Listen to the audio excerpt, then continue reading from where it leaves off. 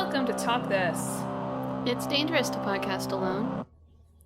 I'm your, wearing pants host, Madelyn. I am wearing a dress host, Emma. And thanks for tuning in to this week's show. It's side quest week, specifically Emma's side quest week. So Emma, what's the topic? What are we talking about today? This week I wanted to talk about how character creators, character selection handles gender in video games. So what could have inspired that? Well, it is, Pride Month, so doing something vaguely LGBTQ themed seemed good. Yes. But, mostly it comes down to, if you have been keeping up with Summer Games Fest, Atlas announced their long, not at all a secret, Persona 3 Reload, which is basically a remake of Persona 3. Which will not feature the female protagonist that was introduced in the PSP version of Persona 3. And I was quite disappointed. I don't want to, that was the inspiration for it. I don't want to litigate, why they did this or the point of it or whatever. But it did, going through my feelings about that, it did get me thinking of, why am I so attached to the female protagonist in Persona 3 at all to start with? Because usually when I'm playing games, I'll usually pick the female option if there is one, but I don't, think about it that hard. Fire Emblem's a good example. I will often replay Fire Emblem games. And in the modern ones, where you have a choice between a male or female version of the character, I'll usually start with the female one. I think I might have started with the male Robin in Awakening, actually. I was thinking about this before the episode. But usually I'll start with the female version, but then when I replay it, I'll play as the male version, and it really makes no difference to me, personally. Byleth is Byleth. Those are the same... The male version and the female version, those are the same human to me, honestly. Does not talk. So, so what was important to me about the female protagonist in Persona 3 is that it is significantly different from the male protagonist version. Partially, a lot of that due to the fact that she's a girl.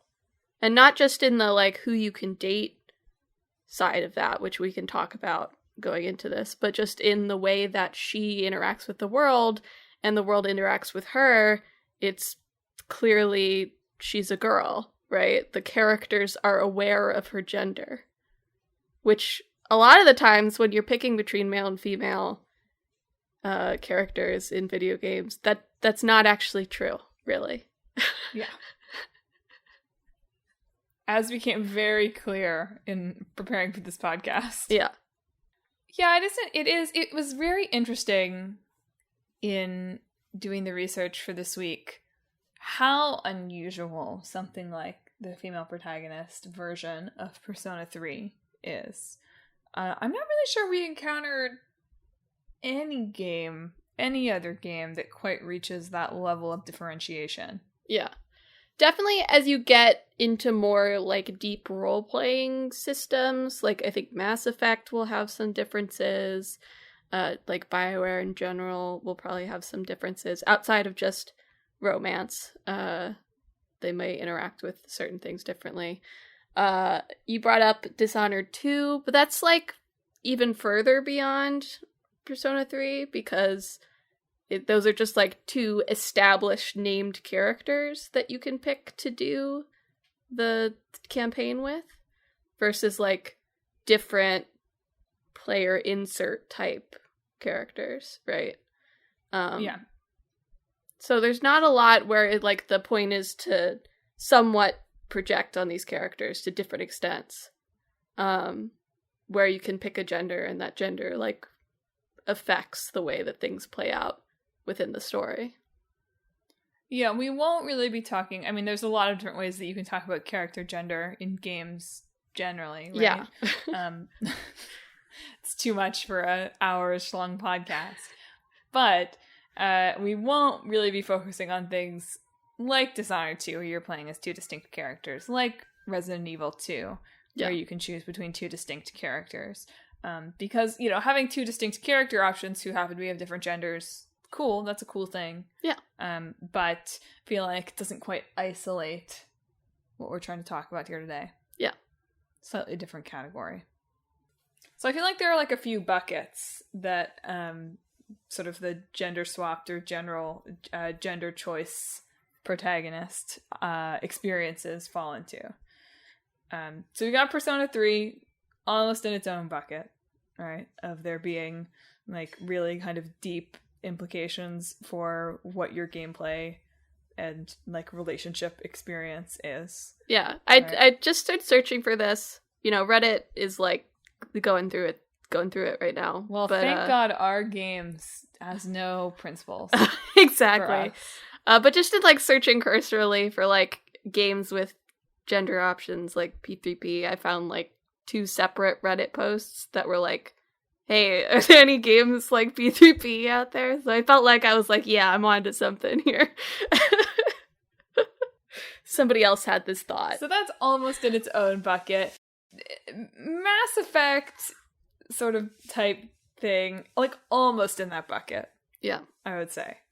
Right? Like sort of over there too, where there's like some kind of like real, genuine kind of long-term impact on the player experience. All the way over on the other side bucket is there is no impact. Yeah. There is nothing. Your character looks different. I'll keep that bucket totally separate because there are definitely some games where it's just like, well, even like your pronouns barely change. Yeah. The game, like you might think of something like a Skyrim in this bucket, right? Where like theoretically you're choosing between I can't remember if Skyrim you're actually choosing between male and female character, or if it's just like make the character look like what you want to look like. No, you do. Where the only very cursorily, like they don't really use your pronouns almost ever because you're just the Dragonborn to everyone.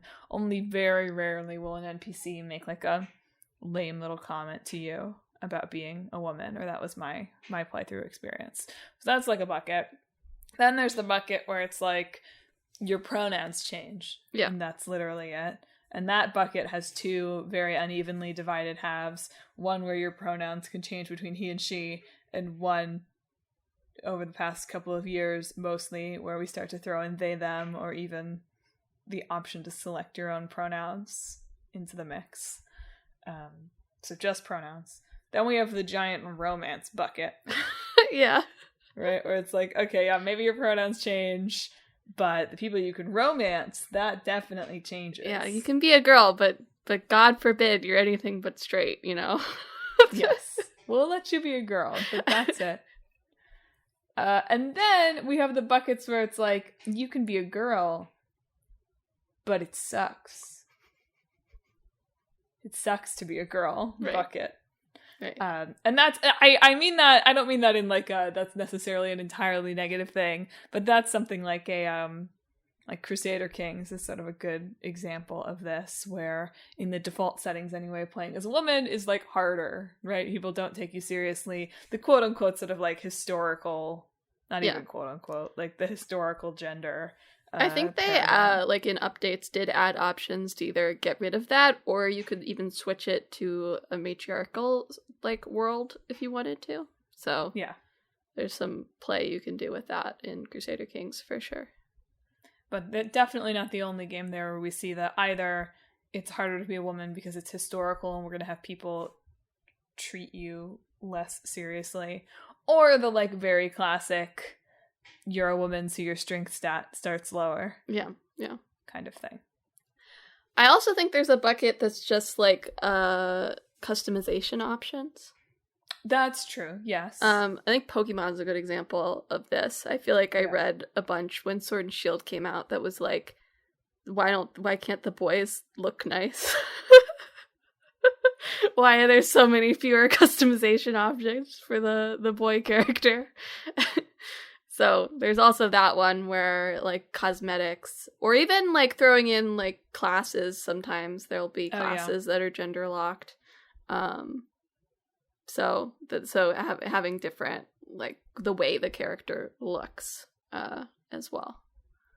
Pokemon, fun unrelated Pokemon fact that in Gen 2, a Pokemon's gender, this is not your player character exactly, but a Pokemon's gender would be determined by a secret number that influences its strength stat. Fun. Ergo, the stronger strength stat Pokemon were more likely to be male. Yeah. So not that you're, that's not your player character exactly, but that was what a funny, it's only that generation they did something different moving forward, but I was so classic. Yeah. I also think it's important to distinguish that when I'm talking about your gender choice mattering, I'm talking about the other characters in the story.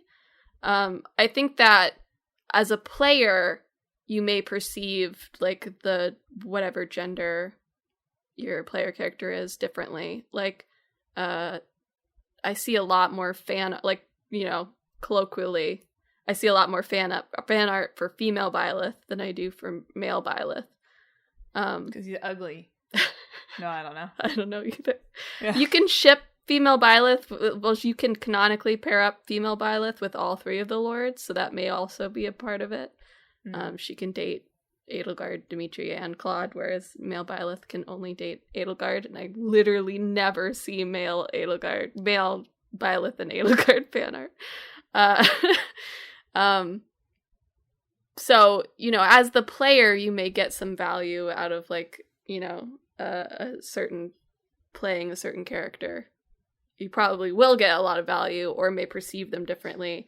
But in the world of Three Houses, the main story difference is your romances, and Sylvain will automatically join your house if you're a girl. And that's it. Really. And I feel that's really emblematic of, across I put them to my right, the right-sided buckets of beyond just sort of character customization levels of impact, is for the most part, regardless of what it is, it's here's a few little gimmicky things, right? It's Sylvain joining your party if you're a girl is ha ha ha. Yeah. Right? it's funny. Or I don't know, little characters having one different scene with you, or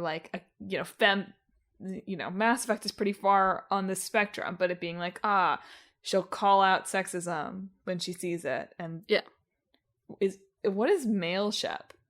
Is there a shorthand? Man shep? I think it's male shep. That's lame. Boy shep. Mashep. But it's almost all of these, if you read through it, it's oh yeah, here's 3 gimmicky places where the gender impacts anything. Regardless of kind of exactly what it is. It's almost always here's a little thing, here's a tiny thing, here's a tiny thing. And to be clear, I don't think that, well, Emma, I don't know, you can come in and take a harder line stance than this than you want, but I don't think that Emma and I are coming in here today being yes, if there is a character creator, you must move through a world in which the dynamics of gender power dynamics are established and it impacts your life in the way that it would if you were a real person, right?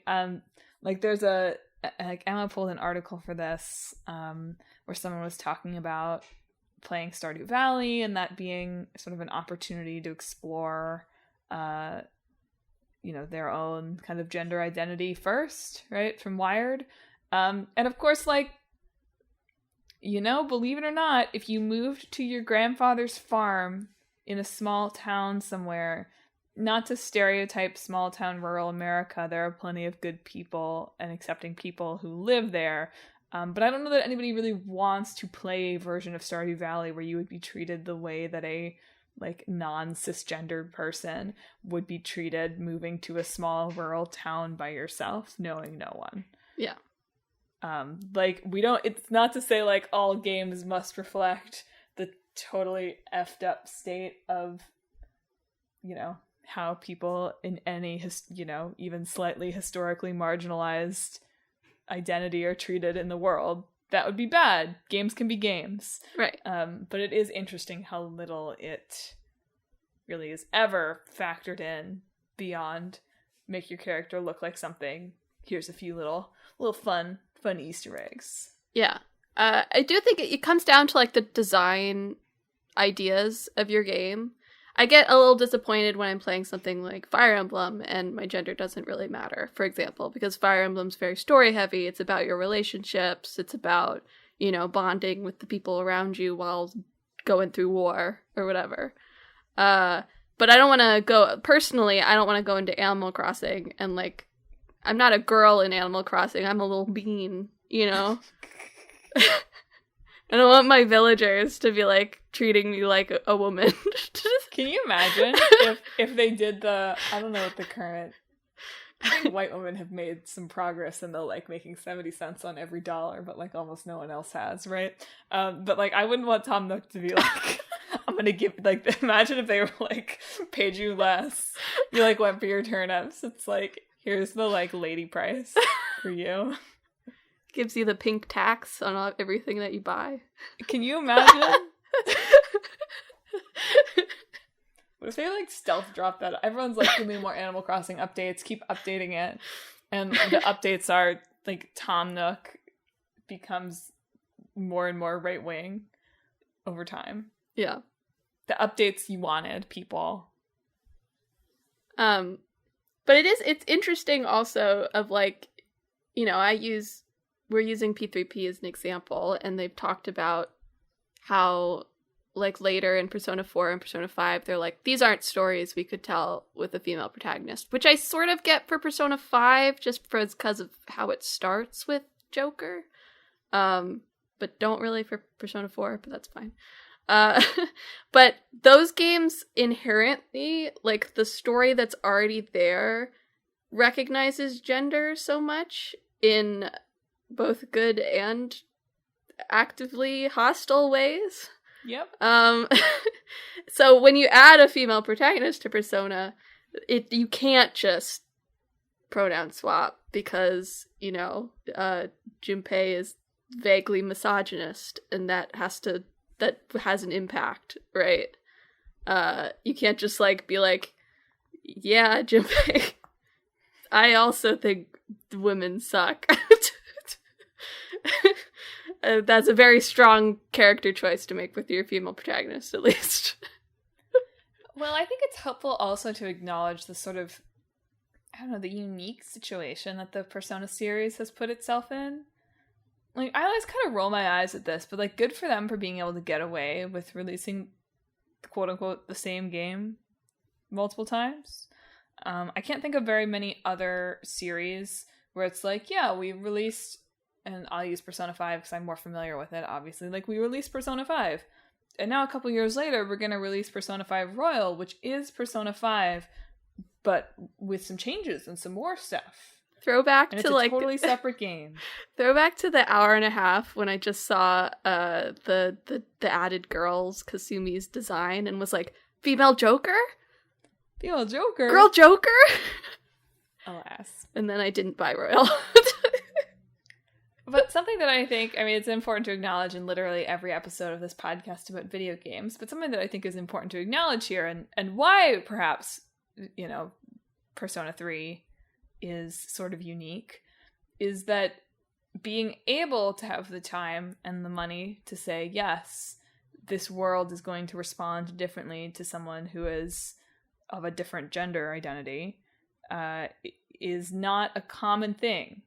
And so it's one of those things that I'm sympathetic to the challenges of game developers here, because on one hand, yeah, you want to make like a really robust and interesting character creator. As Emma talks about on like every episode of the podcast, like a character creator is a good thing. Yeah. People love character creators. I love making little weirdos. And like, absolutely, it's a good thing that those character creators are becoming more and more diverse in how you can present yourself, and that you don't necessarily have to like check a box if you want to have long hair anymore, right? But changing the character creator, and I say this with the healthiest grain of salt possible, is a pretty small thing, especially in a game where you are probably not actually looking at your character very often. However, it then has like real scope creep ramifications, even if it's just you have to record dialogue for different sets of pronouns. So I am very sympathetic to this, like, partially being an issue of like, oh my god, games are so huge now that even doing like the tiniest possible change the game bucket of the characters say he or she or they to refer to you, that even just that is probably a tremendous amount of money and work. Less so, again, depends on how much voice acting you have. Right. If there's any voice acting, you're in trouble. Yeah. Basically. I think that, if you don't have any voice acting, there's some... Harvestella recently, which I played last year, had a non-binary option that you could pick for your character's gender identity. And in interviews, they were like, yeah, this was easy. Yeah. If you're just changing text and nothing else, I think there's really absolutely no excuse to not have at least they in there. Yeah. I also played I Was a Teenage Exocolonist last year, and that has options. You can type in your own pronouns, and even has like granular options. So like if you wanted to use she pronouns but didn't want to use girl, for example, you could do that by just changing very specific methods of address within its options. So like when it's just text-based, there's a lot you can do, and you should do. Absolutely. Right. But I'm thinking of, and some of this is a whole of their marketing team's own creation, right? But I'm thinking of our pals over at CD Projekt Red and Cyberpunk. We've tried not to really get into Cyberpunk on this show because, oh my god, it's a whole mess. I feel like we haven't put it in I haven't put it in the hat. Maybe I will once the new expansion comes out. Maybe it'll finally be time to talk about Cyberpunk. But so Cyberpunk's character creator is very robust, and when they were talking about it, I saw a lot of interviews from like 2019 where they were like, you can make non-binary characters, you can do this and this, which is not true, for one thing. You can only use she and he pronouns. No, non-binary people can use she and he pronouns. Yeah, well, yes, that's true. But you can only really identify as a girl or a boy in the world of it. And also, like, weirdly, your pronoun is tied to the voice that you pick. So if you pick Makoto Nijima V, you use she. If you pick the male voice, you use he.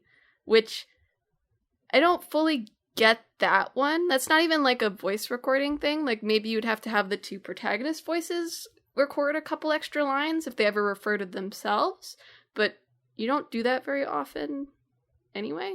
I don't usually say, like, this girl right here, like, in regular conversation. Yeah.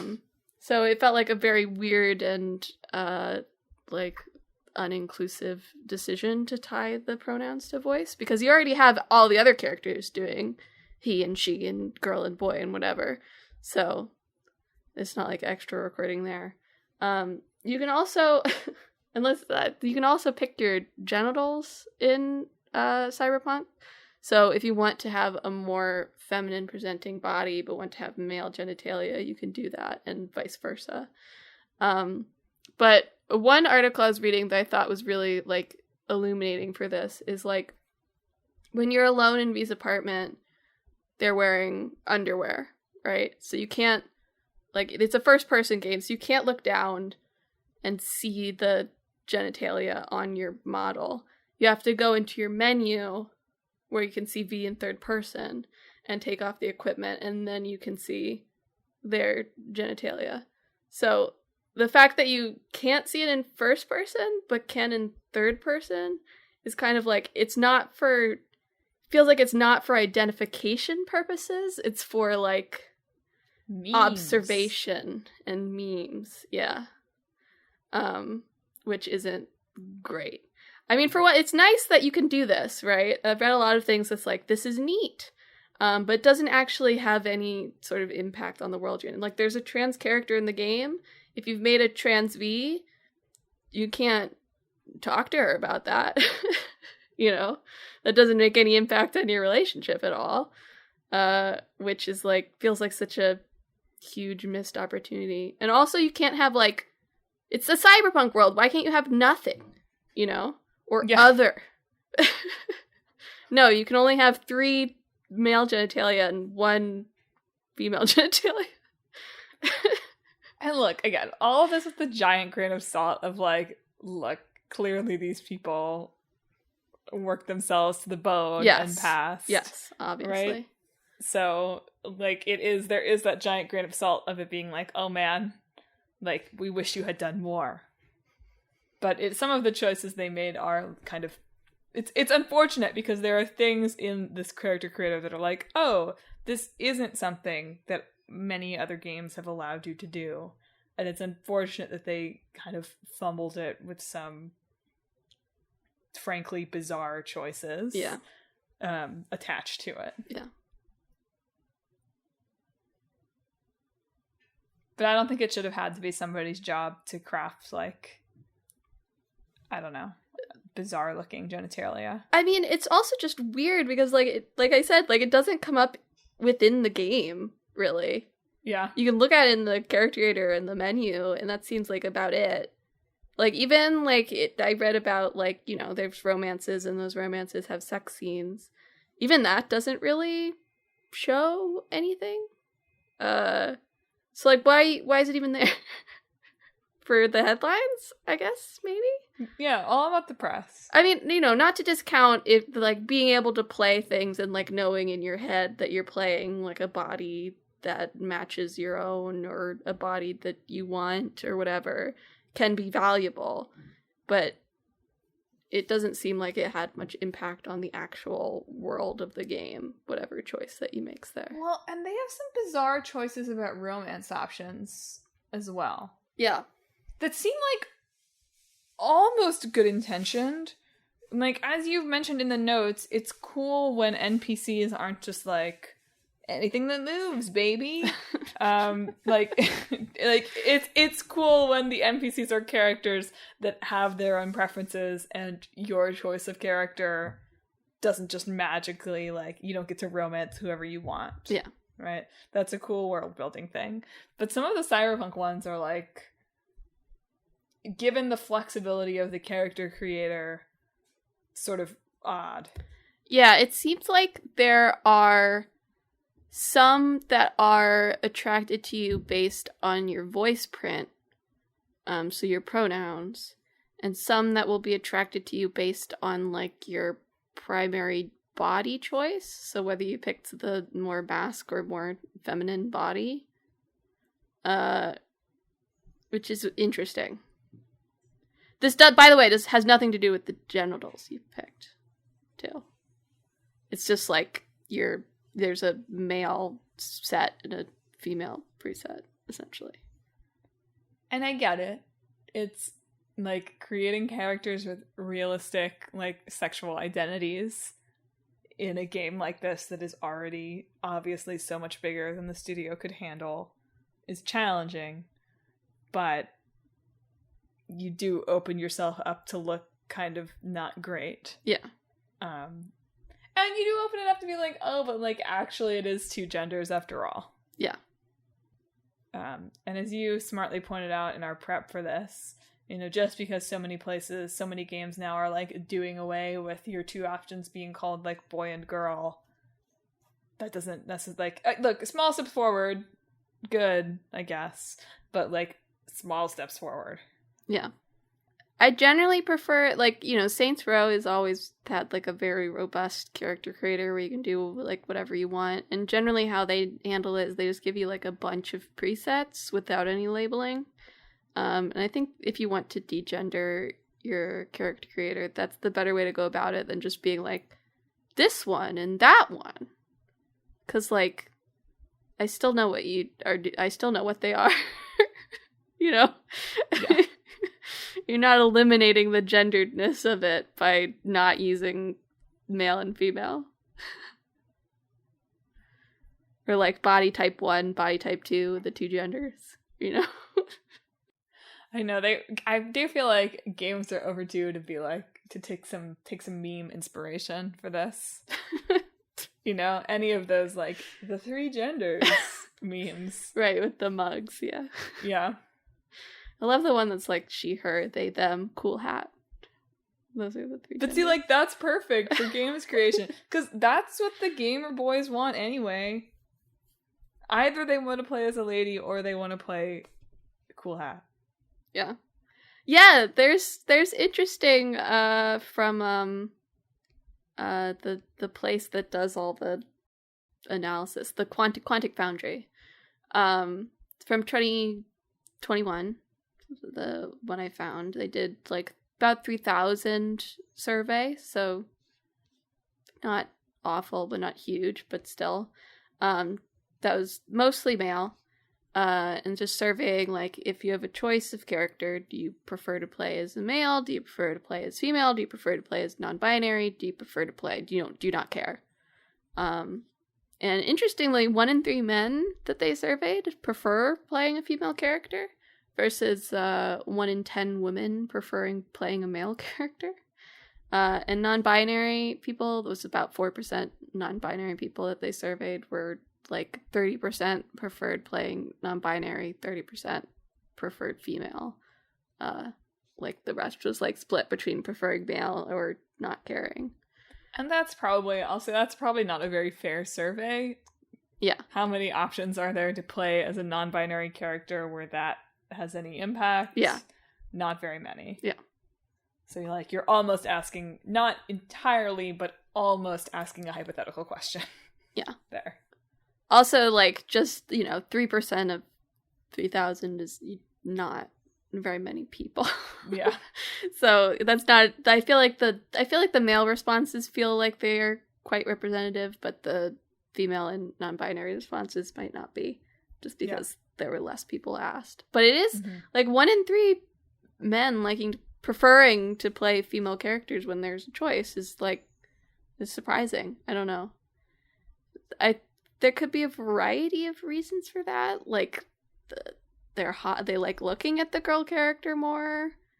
I joked that, like, they played The Last of Us and now must always be a dad to a digital daughter. Yeah. Now they're player avatar. But yeah, it's interesting, right? Yeah. They called out in the article, too, that it could also be that, I mean, not even just for, like, they want to wear a dress on their character, right? But, like, female characters often have, like you said in Pokemon, often have more interesting fashion and, like, character creator selection type things. So that could, but I do wish they had asked. Not that people would have been, like, honest, right? Like, I don't know. I mean, maybe the gamers would have been, but I kind of can imagine taking that survey and being like, yeah, I want to look at some boobs. Like on the phone or whatever. But it would have been interesting to get some idea of where that's coming from. Yeah. Yeah. And I do wonder, I wonder what that is like both in games where there is like a much stronger role-playing element, but even outside of video games in something like D&D, I wonder, as we've talked about, right, playing a woman or playing not a man or playing any gender in a game is so often just like purely a cosmetic thing that I would be interested to see, do any of those results change in a game where like you're being forced to identify and like play as the character more. Yeah. Well, from my experience, there's a lot of people who really hate the female protagonist in Persona 3 Portable. I want to write like a blog on this when I finish replaying Portable and maybe closer to when Reload comes out, but there's just a lot of like arguments that feel not well thought out about how like she ruins the themes of the game because she's like happier. on the surface than the male character. And it just feels like such like a surface level, not well done reading of like how you may, happy mask when you're sad, particularly as a girl, you may do that. But yeah, so it is interesting to sort of see that vitriolic response. I mean, gamers, but let's bring that energy to Reload, folks. The boy really ruins the themes of the game.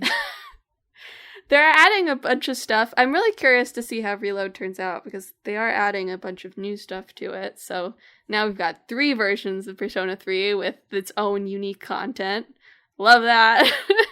But I wonder if it will, if you're not forced to date all the girls, does that ruin the themes of the game for you? Probably does. Hate to say it, probably does.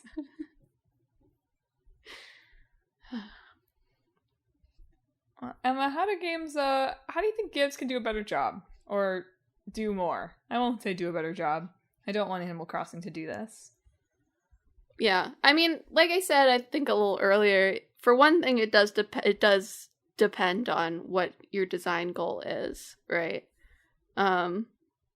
If you just want it to be some, like, escapism or a way to roleplay as the person you want to be without facing, like, pushback or anything like that, like, then creating a diverse character creator that doesn't really have too much impact on the way the game is played is probably the right way to go, right? If you want to make a cozy game or a nice life sim, or I'm not using these terms derogatorily, by the way. I felt like I was saying them and being dismissive, but I wasn't. But I think that, if you're trying to make a game where, you're dealing with politics or tons of other characters or dealing with alliances or other complicated matters, you might want to think about, like, all right, can we bring the gender choice into this at all? How would this affect things? Like, how does this change the story or make it feel? And, like, there's been this whole discussion just this past week about how much games are ballooning in dev time. And so I'm aware that when I say that, it's like, do more work, devs. Add another year. Add another year onto that dev cycle so that you only ever make 2 games in your whole life. But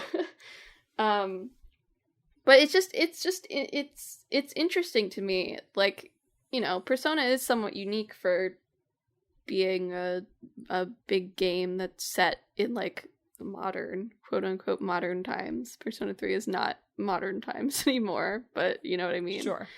And if you're making a game that's in modern times and you can pick between a male and female, like, that kind of has to matter, I feel like it just does. I don't know. And especially if you're, I don't know. I feel like if anything in your marketing is, like, really being, like, like the cyberpunk stuff, right? Where they were like, oh, your character creator. Not that, like, you can't push your character creator, but the more you're pushing being able to customize things. They maybe had more ambitious ideas for their character creator that, that game was hell. Of course. So maybe, I don't mean to be piling on there exactly, but it's a good example of, if you've made this something that you're kind of crowing about, you better do it. Yeah, and for that matter, I think it would be nice, especially, like, for Cyberpunk, where there is another trans character that you can talk to and do a story with. Like, if your character is trans, I feel like that would be meaningful to be able to connect with a trans character in the world. Apparently the only trans character besides you in all of Cyberpunk. And also that the mix it up poster, I guess. But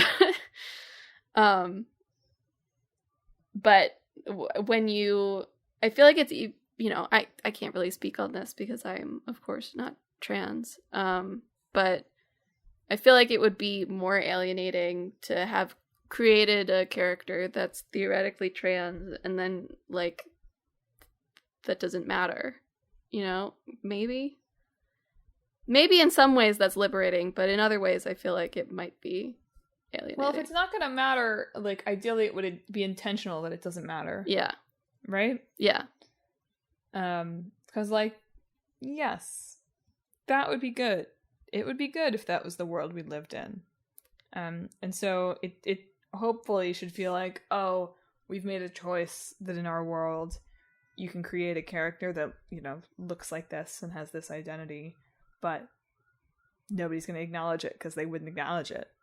Yeah. I think it's something... Maybe that's not the world we want to live in, actually.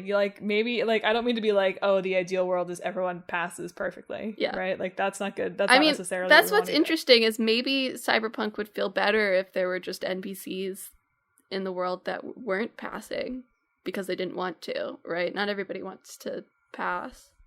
But there's not, right? There's not a ton of... There's tons of people wearing the same jacket again. So it's just a lot of, like, Cyberpunk picked a setting that required a lot of work and didn't come together, right? Male V couldn't even have, I don't know if he can now, but he couldn't even have long hair at launch. So I am also, it's interesting that we talk about, like, the current thing right now that changes based on what gender you pick is, like, your romance options. And it's interesting to think about, like, this is a good thing, right? But, that's becoming less and less of a thing in a lot of games. Like, going from Fire Emblem Three Houses to Fire Emblem Engage, you can, in Fire Emblem Three Houses, there's, like, 5 female supports you can do with the female character. 2 of them, like, vaguely problematic, but that's fine. And, like, 1, 2 with DLC for the male character, 2 men that you can S-rank with. In Engage, you can give your ring to anybody, and it's various flavors of romantic and platonic, but if they're romantic for both genders. So even that, we're seeing, like, that becomes less of a distinction, which, like, good, but also, like, then there becomes more of, like, what is this doing besides a cosmetic decision. Yeah, it's a tough balance, right? Yeah. Is it better for just everyone in every game to be bisexual? Or is it... Yeah.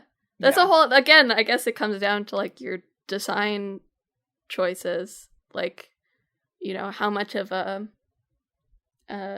player fantasy do you want it to be versus, like, a really, like, role-playing experience, I guess. Yeah. Comes down to whether, like, all NPCs should just be bi and poly, even, or if they should have their own, like, distinct sexualities that affect whether you can be in a relationship with them. Basically, I think what this all comes down to is, number 1, oh my god, you have to have they them pronouns in there. You can't not have they them pronouns. What are you doing? Yeah. It's 2023. Yeah.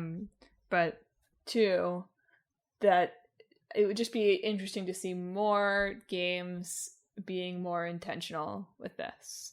It's great. Look, whatever. Like, it's so interesting to look back at Pokemon Crystal and have it be like, wow, that was so meaningful for people that, like, you got to pick the girl.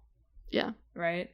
But I think we've sort of moved past it being like, oh, exciting, my character creator, where I can look like I want to look. That's good.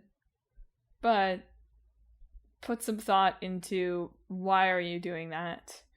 And what is it saying about the story that you're telling in the world that those characters inhabit? Maybe it doesn't have to be anything, but if it isn't going to be anything, I think a lot of the time it defaults to that rather than that being something that's been chosen. Yeah. I did put this note in here, and I do want to say, like, I'm coming at this from a bit of a weird angle because I hardly ever make myself in a character creator, which I know a lot of people do and get value out of that. Either make themselves or their ideal selves or a version of themselves with an eye patch or whatever. I think Animal Crossing is the only one where I've made an avatar that looks like anything like me. I mean, again, I don't play a lot of games that have character creators to begin with, but personally, I don't get a lot of, like, value of being myself in the game. So, while I know that other people do, it's just something that's a little bit outside of my experience. Do you think that will change when we all get very into Final Fantasy XIV? No, I'm not going to be a human in Final Fantasy XIV. I'm going to be like a fish person or the little one. The little Lalafels. Yeah. No, you're so right. Why would I pick the human race? I know. No, I'm just boring looking. Like, sometimes I will sort of make characters that look like in Pokemon. But not because you can change it in that. Like, sometimes I'll start with a character that mostly looks like me because I'm boring. But when I have, like, a lot of fun options, I'm never going to make a character that looks like me. I am boring looking. Sword and Shield is actually the only other game I could think of where I started with the male option.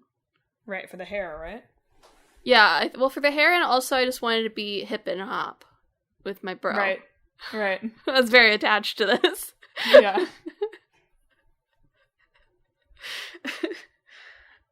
So even that didn't really look like me, right? Yeah. Yeah, I don't play a lot of... I'm like, my Animal Crossing character looked like me. Pretty much all of my other ones, I'm like, they should be weird looking.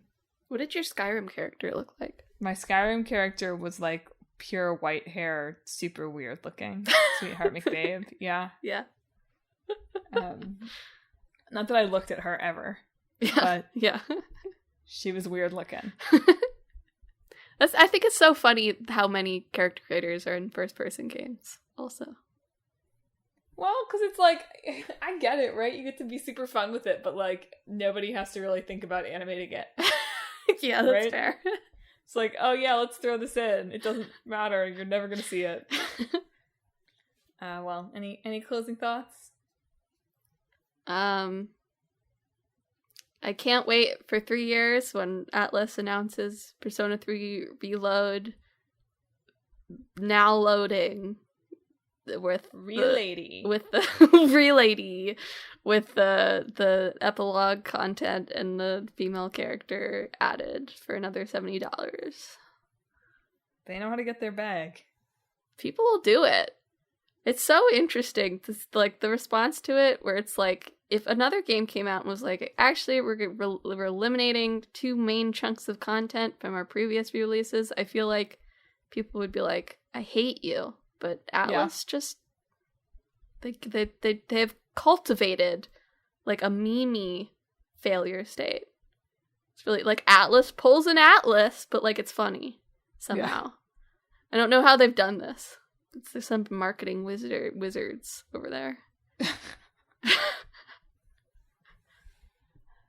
Well, listeners, is there a game that we missed in here that has a meaningfully different experience as characters of different genders? Do you feel like we should have talked about Mass Effect more? Probably. But... Unfortunately, we just don't have Mass Effect experience. I gotta get into the BioWare games. I feel like Mass Effect will feel somewhat dated now, but who knows? Look, Mass Effect is in that bucket with Persona 3, right? Like, it's in there. It matters. Right, yeah.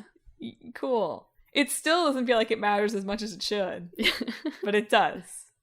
Yeah. So, look, it's in there in the bucket. I talked about it. There we go. FEMC. There it is. Do you feel like character, how would you fix the character creator problem? Everybody loves character creators, but it creates expectations for the game that are difficult to match. How are you just going to fix scope creep in games in general? Do you wish that Tom Nook would treat you differently based on your gender? Do you think that the gender options in games should be male, female, non-binary, and bean? If you have thoughts on any of these or anything else in this episode, you can hit us up on social media. Not if you're going to be weird about like non-cisgender representations, though. In that case, you cannot hit us up on social media. But if you want to be normal, you can hit us up on social media. We're on Facebook, Twitter, Instagram, and YouTube at Talk This Podcast. You can also visit our website, www.talkthispodcast.com, where you can read about the show, check out the games in the hat, read our blog featuring long-running series Clickbait Boyfriend and Split Screen. That's another reason why I don't need to self-insert in these games. I have a boyfriend, so I don't really need it to be like me romancing the pixels on screen.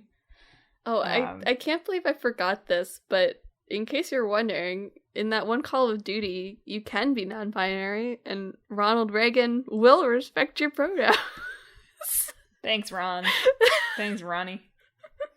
Most importantly, though, if you enjoyed the show, you should subscribe. We're on Apple Podcasts. Actually, you know, I don't want to like speak into the world that Ronald Reagan should not respect your pronouns. Like, there's enough of that out in the world. But like, imagine. There's just the Call of Duty in general, like, there's such just a cognitive dissonance happening there. You know? You too can commit war crimes. Anyway, we're on Apple Podcasts, Google Podcasts, Stitcher, TuneIn, Spotify, Pandora Podcast Online, and then the app, Overcast, Pocket Cast, wherever you can find podcasts, wherever you found the podcast today. Subscribe to Talk This. Next week, we're talking about two games. Something, I don't remember them at all. Scribblenauts and Chained Echoes. Right. That makes sense. Those made memories for me for various reasons. Yeah. So tune in for that in 2 weeks. And then for our 6-week side quest. Is that real? Yes, that's real. Jeez, I gotta play some more games. I don't have as many games this time, so you really gotta pull your weight here, Madelyn. Katamari. Non-stop Katamari. I'll just sing the song the whole episode. Anyway, tune in for 2 weeks for that. 1 week for the normal podcast. That's it for our show. Thanks for listening. Emma, do you have a sign-off? This week, I hope that you too can have a cool hat.